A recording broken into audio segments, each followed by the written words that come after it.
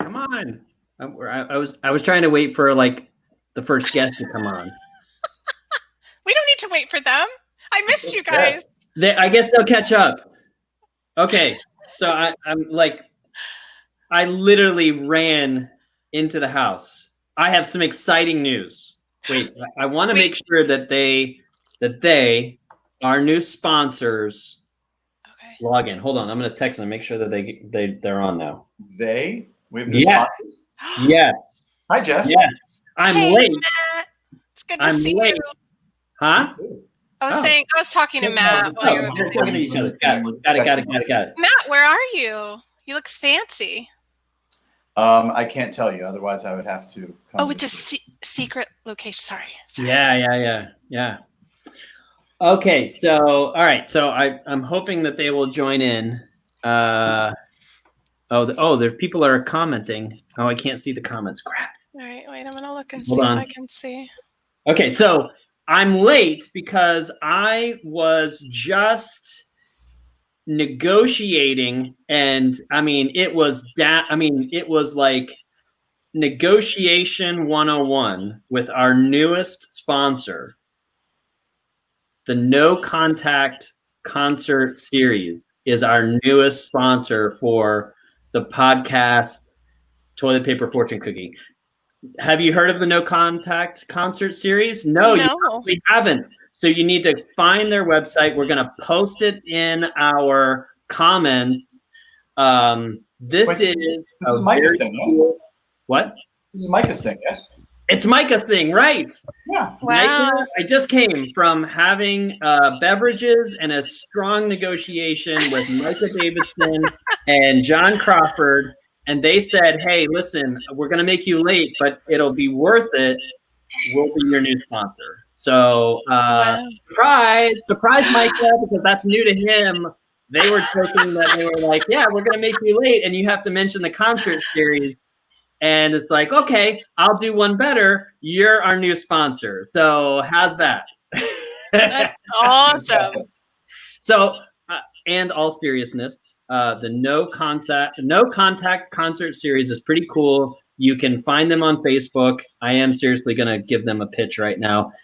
This is, you get a full-on concert experience streamed through, I think, Facebook and through YouTube.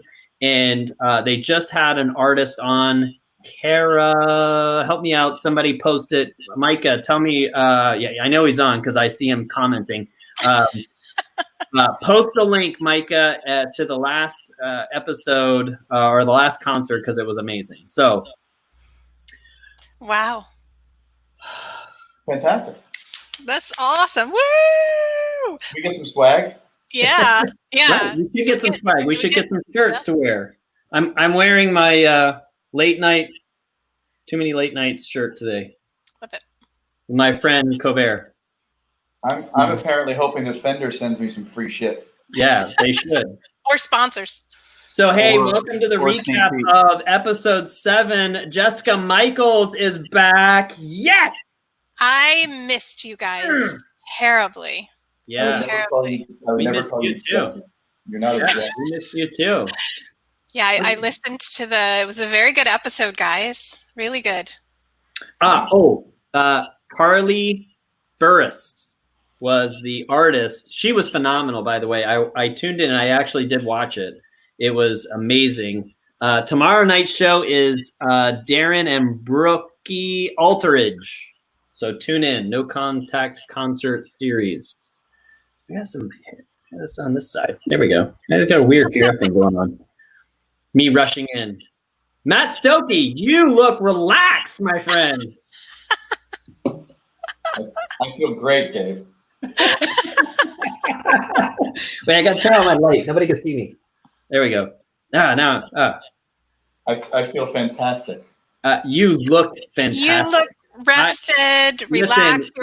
You're glowing, Matt. I was just about to say, if you were a woman, I would say you are pregnant. Because you're glowing. He's pregnant with possibilities. How about Also, that? because I got a lot of sun. That's Nice. awesome, Matt. Yay. Yes, but Uh, I cannot speak about my particular whereabouts. okay. It's all right. We're not asking. It's all very mysterious. We're not asking. We want you to relax. We want you to enjoy your time there. And how long will you be there? Can you disclose that? You'll be there till 6 to 8 months. Yeah. Seriously? Or is he kidding? Seriously? No. I can't tell you. Can't tell you. No, All I'm, right, so- I'm still right in the middle of New York City. No, he's not. No, he's not. I'm telling you, he's not. I know that for sure. He's not. He's in a much calmer. There's like things to do that don't involve things, and there's stuff that's going to be doing, and I might be in a rocking chair. One can never tell. That's Look, it. That's you are in yeah. you know you've gone country when you're like in a rocking chair. That's fantastic. I've certainly gone old. Comfortable, content. Those are better words than old. So comfy. I got on my St. Pete beach hat, which I got in 2012. Nice. Love it. Nice. Very Jessica well. Michaels, give us an update. How are you? So one of the reasons I wasn't here last week for the recording, and I so appreciated everything you guys talked about in the recording. Matt, you were saying like I was so fed up with the week. I turned off for the whole week. I took Facebook off my phone. I did not talk to another living person at all. I just completely avoided all electronics except sitting and binge watching movies, playing some games, and I just had a great and I've gone into it still being kind of a difficult week, and I just took time off. I needed a break because you know what? I just looked at the date. Do you know what the date is? It's the 12th. It's almost exactly 3 months since all of this whole life shift pivoting began. Yeah. And I was done. I was done last week. I was just done, absolutely done. By Friday night, I was like, I'm done. I was like, I just don't want to talk to another human. I don't want to talk to another human. Yeah. And I feel much better. Yeah, it's very funny. The last couple of weeks have been more of a roller coaster than like the first 10, because the first 10 were kind of like, they don't really know what's happening, and now you can do things, but you can't do some things, and it's been, you know, and added in with all of the civil unrest for very good reason, and a lot of amazing things being accomplished at a snail's pace as always, but for very good reason, is extraordinary. But the PTSD that especially those of us in the tri-state area we're already starting to experience just became current traumatic stress again. So it was kind of multiplied. But all of it, I do believe, is incredibly important, and is going to be incredibly productive in so many ways. But it's a minefield, man. It really is. It's a tough road right now. But you know, with each day, I think people are picking each other up and leaving the douchebags behind, which is what we need to do. So, and I loved what you guys talked about last week. David and Matt. Let's make sure. Matthew. Is it Matthew? Is it Matt? I don't know what to say. Matt? Oh, I don't know. Is it Matt? I didn't name him Matt. I didn't name him Matt. Stokey. Can I just call you Stokey? Is that it? Is that Everybody in the world does. Okay. And I will tell you, my mom did actually hang up on people if they asked for Jesse. She would say, "Oh, I'm so sorry. There isn't a Jesse here." Click. My mom was way more. She was more direct about it. She would leave the passive aggressive. She would just be like, "It's like, oh, you know better." Hey, Mr. Stokey, is Matt there? Yeah, but you know, call back. Try again. Nice. But I loved what you guys were talking about, and this is what I really enjoy about both of you, because you are both leaders and have a voice, but you also are not the, I have to be hyper productive all the time, and if I'm not succeeding. And just the recognition of that, I believe genuine leaders need to take a break if they're going to be at their best, and they need to be in control of their own reactions if they're going to be able to have a good voice. And that means stepping away. And that's not something that in the dance industry we really understood growing up in my era. It was like, no, I don't care if you have a sprained ankle and a broken rib, you are going on stage. I've danced with both, that's just the way you do it. And I've had to unlearn a lot of that. So I really appreciated that both of you said that last week. And I wish I had listened to the episode last week instead of just an hour ago, because it was nice to feel that we are all in sync with that idea. Yeah, but Dave and I we talked about it on a couple of the episodes now. That is it's a tricky thing, because we have to also, be fair to ourselves, and a lot of times being fair to yourself is directly related to current events. Like talking to you this week, David, like this was your week to burn out. This was your week to get really, really tired. Because you never really stopped. And then everything, mine was last week. Mine was, 2 weeks ago or a week and a half ago when I talked to you guys, and I'm like, I'm fucking cooked. I'm like, I don't know what's going on. I can't leave my house. You guys, that was my night, but it also is comparative to where the three of us are in the country and where we are, sort of the timeline. I was going to obviously go first. Jessica was going to go second, and Dave was going to go third. That was going to be the natural timeline of things. We ended up going at the same time, Dave, like that. By last Friday, it was like Friday night. I just was like, that's it. I'm done. I want to throw, and then I've just been on this in front of the wall, staring at the wall, pounding at the wall, sleeping in front of the wall for about a week. Yeah. I find it a struggle because I know that I have a group of people that look to me for inspiration, direction, and the barometer of where we are. Yes. Right? So we are, Insignia is in a good place, but a stressful place because we need to advance forward. And so we've got a lot of people working really hard to advance the company forward. And so I can't just check out and have a vacation day right now, right? I've got to stay in tune with those folks and help those folks continue to see the vision, even though they have their own managers and they have their managers to help them see that vision. If I'm checked out, it's like, something really bad is about to happen, right? So it's a balancing act that we as leaders have to really be careful about. And yet, like you said, Jessica, we're human beings. We're gonna burn the F out. And I talk about this actually. I have a preview for Monday's drop.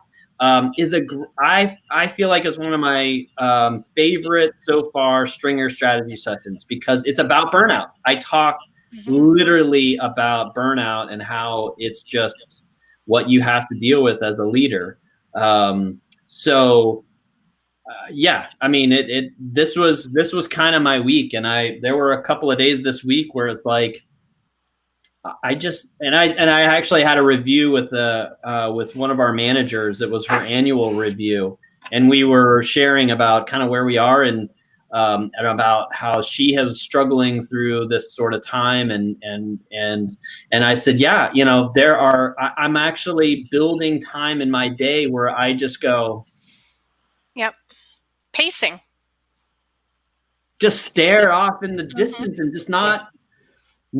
I don't want a thought. I just want to blank out for like 15 minutes just so that I can.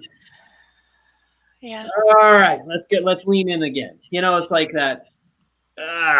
You just gotta you gotta take a step back to lean in a little bit harder, and that takes self-awareness. And I think that is the key. It's like it's a marathon, not a sprint, right? Yes. All of it. And life in general, you know, yes, there might be a couple sprints, but because it's a marathon, like there's got to be pacing in there. Cue the running segue into. It's called rebooting. Yes, Melanie and Julie. Yeah, exactly. First off, I want to bring something up. Do you know who's watching us right now? Who's watching us right now? Yes. Bill Stringer is watching us right now. Bill Stringer just provided us fantastic. Thank you, Dad, for excellent feedback on our podcast. Gave us really good thoughts about how to continue to evolve the podcast. Super, super helpful. And he's a guy that's a podcast master. He loves podcasts. And yeah. So, and Alice too. I don't know if Alice is watching. I didn't see whether she's tuned in.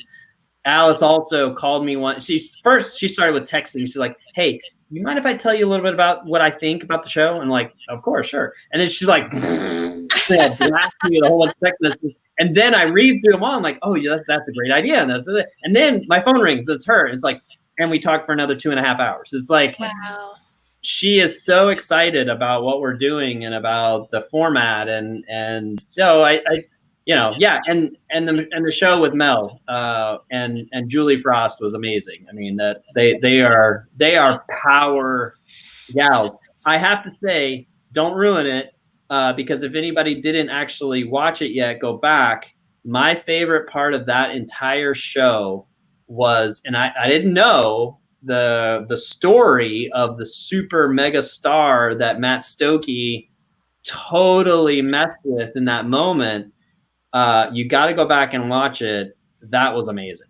I'm still blown away that you had the guts to mess with that particular individual, knowing now he's gone on and done. That was brilliant. I mean, he was already super famous at the time. They'd done two X-Men movies at the time. So. That's what I'm saying. So who are we talking about? I don't know. I'm not going to ruin it. You got to go back and watch the episode or listen to the episode. It was fantastic. Two things about that are, number one, when you get into that situation, especially like what I set up the situation of that first equity meeting, it's the only time during the entire process forever that you'll all be on the same foot. You'll all be on the same ground during that meeting. Yeah. That's it. Everybody's about equity. That's it. Everybody's in the same place. Nobody's the show. Nobody's the 48th person from the rest of the show. That's the only time that you have that shot. Second, I try to live by Wayne Gretzky's motto, which is you miss 100% of the shots you don't take. Yeah. Take the shot. So that's the Stokke story from last week where, we totally teased it. So this is what this is. This is a recap tease. You didn't watch it? Oh, wait. Get your ass online and watch that damn show. I wanted to talk about Melanie and Julie. So I have to keep quiet? No. Talk about them. What about them? Melanie's on too. Hi, Melly. Hey, Melanie.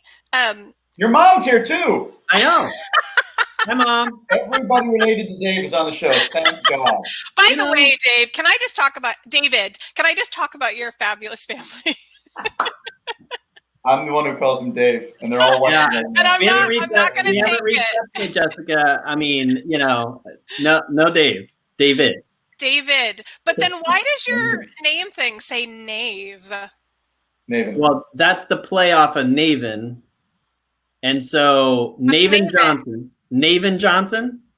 I don't know. Have you ever heard? You know who Naven Johnson is? No. So Naven Johnson is actually the name of the character that Steve Martin played in The Jerk.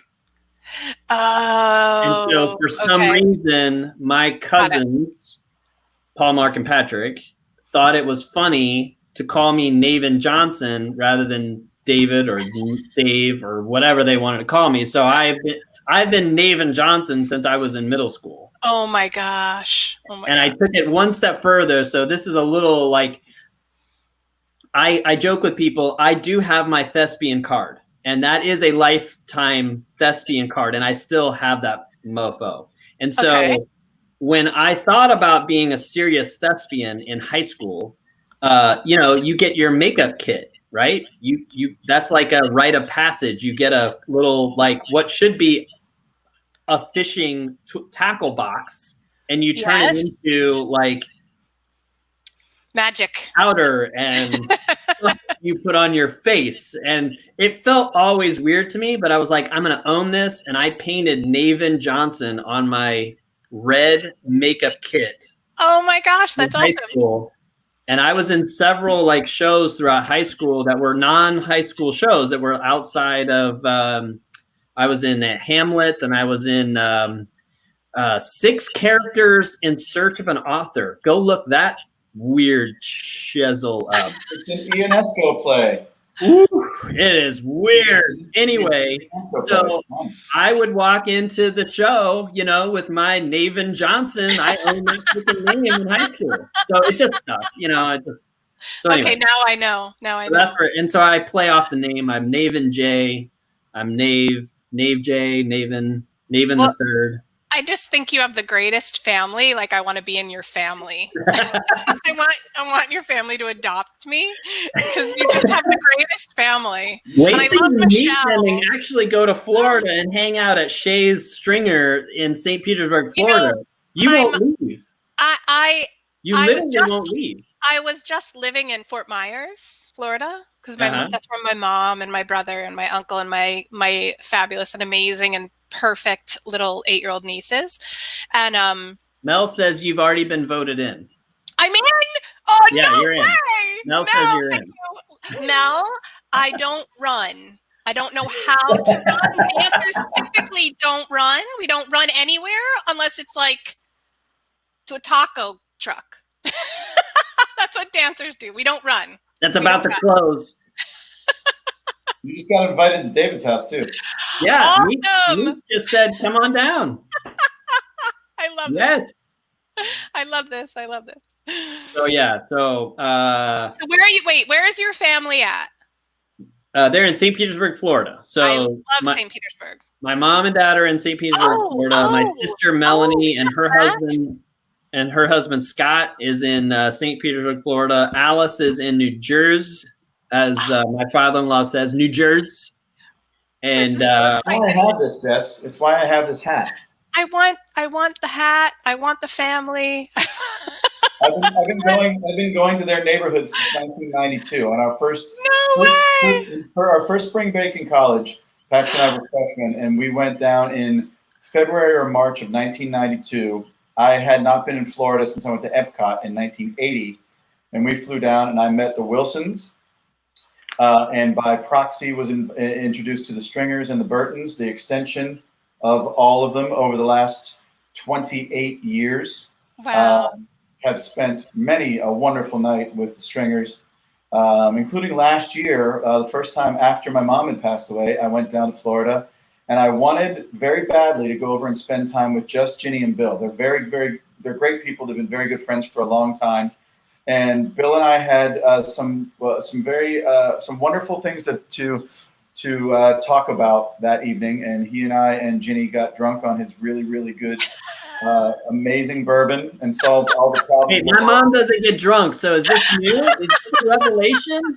First off, my mother doesn't get drunk. Second, my mother doesn't drink bourbon. So if she drank bourbon and got drunk with you, Matt Stokey, that's as good. That's as good as the queen seeing your junk. So that's amazing. Minor adjustment. Your mom sat there and watched Bill and I get drunk. And she filmed it, and it's somewhere out there on the internet. Right. Oh, man. That's very true. I've been in Wellington since the 90s, since the very, very early 90s. Yes. Oh, that's so cool. Actually, Mel, how old were you in 1992? She was 92. I was 19. So Mel was 11. She was 11. Oh. Yeah. Mel is 8. She was 8. Right. Okay. I was close. Not really. That's awesome. Yeah. I don't do math very well. It's been a wonderful place to go visit. And now they all literally live within about 3 feet of each other. Now the Wilson. Well, not yet, but the Papa They're all John living. and Aunt Dita, which is that's Patrick's family. That's mom and dad. We call Uncle John. I call him Uncle John. A lot of people call him Papa John, but I can't. I'll always call him Uncle John. And then Aunt Dita. You know, if you can figure out what Dita is, I don't know. I mean, it's an awesome name. It's like grandmother was Mama. Didn't call her grandma. We called her Mama all those years. And then, Dita, Aunt Dita was Dita, Aunt Dita. I call her Mary Kay. That's so weird to me because I've never called her Mary Kay, ever. I call her Mary Kay, and I call Papa John Johnny. for whatever reason, he accepts that I call him Johnny, much as your family loves the fact that I call you Dave. Exactly. You have that ability, my friend. You have that ability. And I've never referred to Patrick Wilson as anything but Patty, and I'm allowed to call him that. So I was going to tell you, and I didn't do this on the show, but when we were kids, like little kids, and I was actually thinking that we should maybe, I don't know. I'm not convinced of this quite yet. Maybe we have an entire show of just Wilson stories, because I have the treasure trove of Wilson stories back in the early 80s, the mid 80s, and into the 90s. I got shizzle that nobody has ever seen.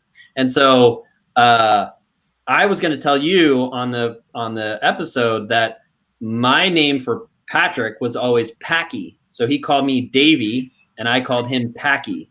And it was Davey and Packy. And we would run around as Davey and Packy. And, so anyway. Well, we could spend an entire show telling Wilson stories. But unfortunately, about 6 years ago, he made me sign an NDA. So I'm scared. I don't have that NDA. I'm free and clear. Yeah, but I'm privy to some of the latter day stories that could be incriminating. But Okay. I signed my life away. I can't talk about things. Otherwise, I get thrown out and I don't get to go to any more cool shit. So right, yeah. All right, so that So this started. What? This started because I was mentioning your sister and Julie and their idea, and I have to say I thought it was amazing, and how incredible that it all grew so fast. I don't know how much to give away. Like, I don't know what to say. I gotta say, I'm so freaking frustrated at people like Julie Frost and my sister Melanie that can put something into it. Right, and it just blows up. Yeah, I'm struggling. I'm struggling with LinkedIn. Right, I have close to 19,000 connections in LinkedIn. 19,000. That's a lot, right? Yeah. I mean, I've worked freaking hard to get to 19,000, and I put a post up, and it's like, 25 views. Yeah. Like, what? Yeah. So I have come to the conclusion, and that's why, thank God, Matt Stokey and you are a part of this podcast, because if it was up to me to market it and on my name or whatever, I'd be talking to myself. So I'm just one of those people. I just have to stay behind the scenes. I'm okay with that now. I'm okay with that. I'm not that social media type. I just don't know. I can't. I'm not either, really. I'm not. And I want to pitch. So, truth be known, if you listen to this, if you see this, and we are broadcasting it on both of the channels. So a little preview. We actually have changed the format of the show. As you know, we're dropping episodes, which means we get to pre-record episodes. So we've actually pre-recorded, and we have in the can, which is so exciting, 2 episodes. And the episode that's going to drop June 22nd, it's with a gentleman named Richard Blanche. Did I get that right? Okay. And I'm still he is if I could imagine myself as an entrepreneur, that's who I'd be. And it comes down to I've spent some time thinking about it and just thinking through that whole episode. it's connections, man. I'm jealous. I'm jealous beyond, I don't even how to put it. And I'm not generally a jealous person. I'm jealous of the connections that clearly he has been able to create. And I can't wait for everybody to tune into that show and hear those connections. And if you're an entrepreneur and you don't, I'm really rethinking how to be an entrepreneur based upon that show. Yeah, it's when I first sort of pitched the idea of having Rich on, I knew that it wasn't one we should do early. I knew it should be 7, 8, 9, 10 episodes in, because I like you found out, Rich and I have known each other for 20 years. We've worked together many, many times. But the level to where he's gotten now, and one of the things you'll see that we talk about in the show is it's also not the quantity of connections, it's the quality of connections. It's the people you want to have working with you, the people you want to reach out to and have them reach out to other people on your behalf. It's the quality of them. It's not having 10 million people who are influencers on Instagram and all that bullshit. But you have 1 or 2 or 3 or a handful of people that they're your go-tos and they're people you can rely on, then that's everything. His just happened to be on a level that not many entrepreneurs get to. And when I was telling Dave, I was like, Rich is big league. It wasn't even enough to say Rich is big league. You had to kind of find it out. It's in the top 1% of 1% of entrepreneurs. So we are. I almost feel like we jumped the shark too early with bringing him on because we were not prepared. So we're gonna have to bring him on again. Because it was like, oh my God, you are what? You were talking to who? Holy! As we found out, we could have taken each one of his many and various things he's done in the past and is doing right now and talked about one of them for an hour. There's no doubt. Yeah, it could have been a 4-hour podcast. So, Jessica, you'll have to be on that next one with him because it was phenomenal. It was phenomenal. So I think to me that's how the social connections work. That's like. I bet, I don't know what his social media is. I haven't had a chance to go look at it. But I bet it's like the Uber people have connected with him. Like, I bet his LinkedIn is crazy. I don't even know if he's on LinkedIn. I'm actually going to look it up. His Instagram is called Baseball and Beauty. And it's pictures of him and his kids, and they're fantastic. That's all he cares about. How many followers does he have? Do you know? I have no idea. Nor does he probably. Well, and that's kind of also the thing about it is like he's that kind of guy. Rich is beyond LinkedIn, that's for sure. Oh, yeah. Yeah, no, he's there's direct phone calls happening. Okay, I did find him on LinkedIn. He is on LinkedIn. But what's interesting is he has his oldest, the Le Métier de Beauté. Le Métier de Beauté. Le Métier de Beauté. I can't speak. That's why I worked for him when he was running Le Métier. I was his. I'm connecting to him, so I hope he accepts my connection on LinkedIn. I'm sure he will. Maybe it'll change my algorithm. He was watching the show earlier. He was watching the show today. Nice. Oh, Alice is on. Baby distractions are fine, Alice. Yes. All right. I like the crap poop. That's all one word, crap poop. All right. I like your way you think, Melanie. Oh my God, you guys are so besties.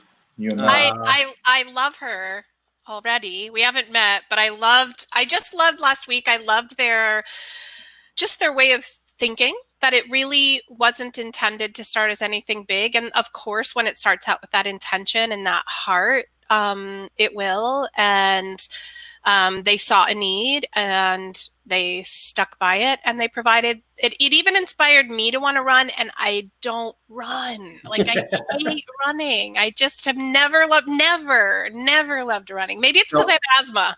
I think that's what it is. It's that I have asthma. I've just you and Michelle. Michelle is kind of her knees. She doesn't like to run. She doesn't want to run. So I just recently, because I saw I actually got this from the group, the COVID 19.3 group. I'm gonna look at it. I'm gonna join it. I'm joining it. Oh, you should join it because I'll walk. First off, the people on there are fantastic. Yeah. I mean, it's like the most welcoming, beautiful community you could, affirming, encouraging community you could ask for. So on that group, I saw a person post the fact that they were trying to use this running platform or this running methodology called 80-20 running.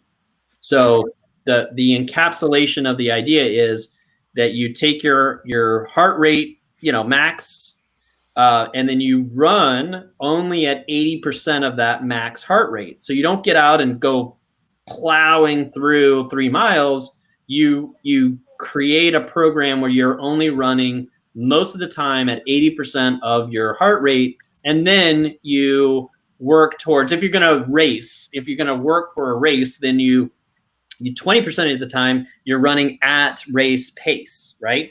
Okay. And so if you've never run a 5K or a 10K, well, something happens to people when they, even just a 5K, right? Something happens. You have all those people crowded around you. Maybe it's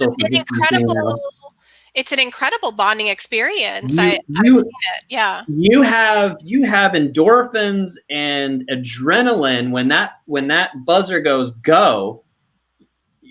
You just take off, right? I mean, you just have these. I'm running on air. My God, I feel so good. I've never run like this before. And that's the way you run in those races. And what you have to do is train yourself to not run like that initially, and build up to it. Pace yourself, exactly. And so this whole book, I saw this and I was like, okay. I mean, right there are all my medals. Wow. So I've run 4 marathons. Oh my gosh. Only one of them I actually liked. I hated all the rest of them because I didn't train the right way. My last marathon was a flipping disaster. I mean, I barely made it across the finish line. Yeah. So I was like, I'm done with running. Screw it. I've run my 4 marathons. I'm out. Done. And then I saw a post on the group that was like, hey, try this running program. I'm going to try it myself. And I was like, maybe I'll try it. So I started reading the book, and I went for my first 80-20 run Wednesday, and I felt great. Oh, that's amazing. I felt great. I haven't felt great after a run in 2 years. Sometimes it makes you feel worse, Right. Oh, yes. Yes, Mel, I did it.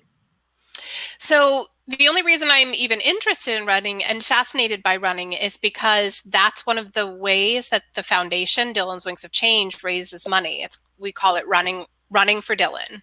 And the guys all do, but they're insane, Melanie. They all do Umsteads and Ragnars.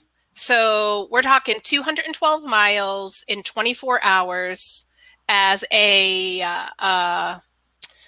what is it called? A relay. They do it as a relay. Yeah, it's fun. I mean, the most you do is 5 to 10 miles. And they're drinking beer. For some reason, drinking beer is the thing for runners. Yeah. I don't know what it is. It's the card.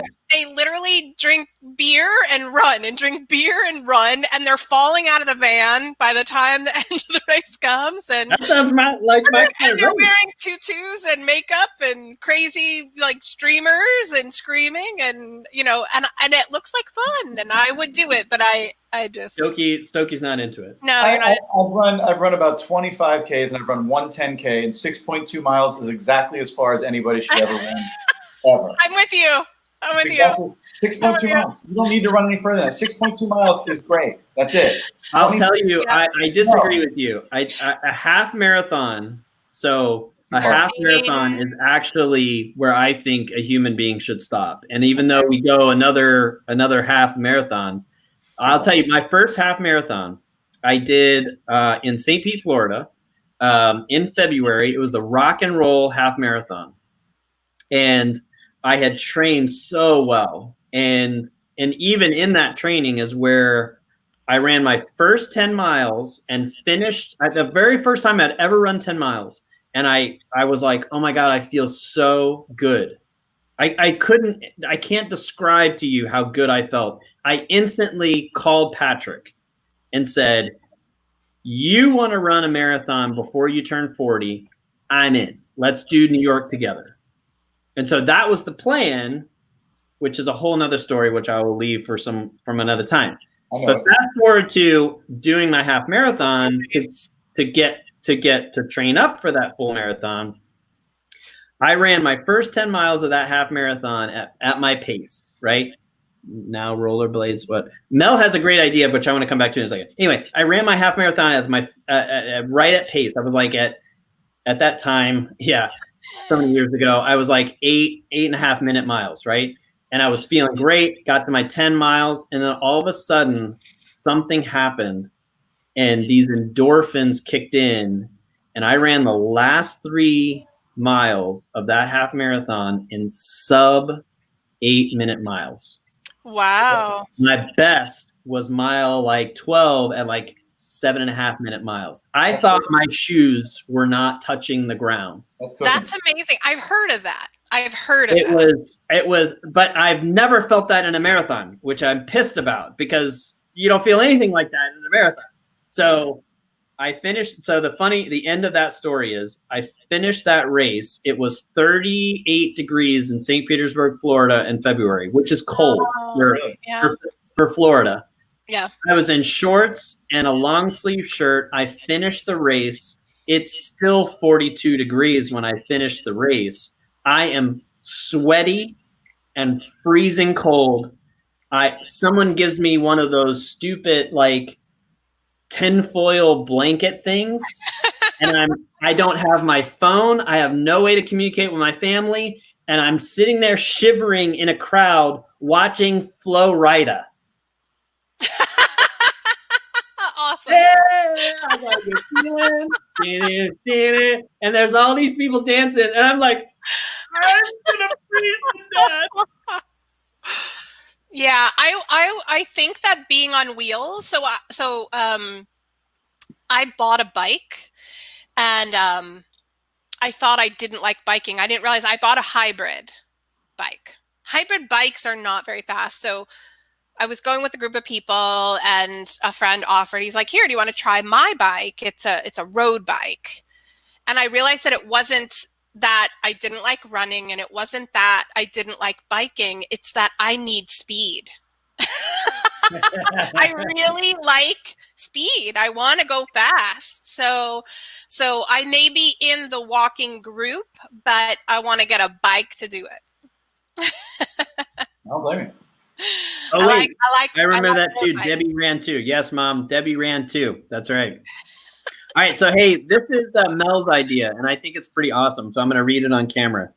Dave, go up to NYC when it reopens, and you and Stokey need to sit at a cabaret venue and do a live show. Stokey can invite all his famous friends. Notice, I don't have any famous friends. Anyway, and invite all his famous friends and offer incentives for followers, and boom, get donations at the door and pay for your flight. So, Melanie, I think that you're missing your calling, and you need to run marketing events for organizations. Yes! I want to hire her to do Dylan's Wings of Change too. Mel, I'm going to tell you this. My sister Melanie is the best kept secret in America right now. That is the sweetest thing ever. She's an animal at this stuff. You're fantastic at this, Mel. You should absolutely. Maybe Mel needs to be our publicist. Can we hire her to be our publicist? That's a great idea. That's a great idea. I already want to hire her for Dylan's Wings of Change. So ridiculous. You're awesome.